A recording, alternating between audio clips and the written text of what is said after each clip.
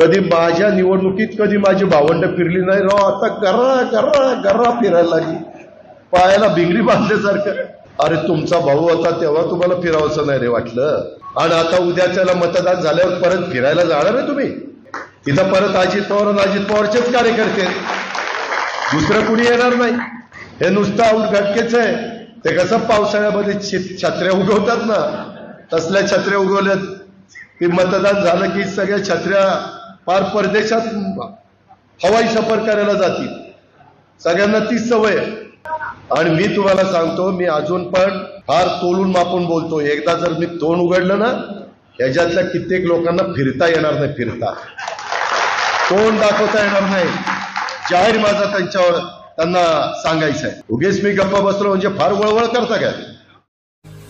ताज्या बातम्या, सखोल विश्लेषण, विशेष मुलाखती पाहण्यासाठी सत्य सह्याद्री YouTube चॅनल सबस्क्राईब करा आणि हो, बेल आयकॉन दाबायलाही विसरू नका.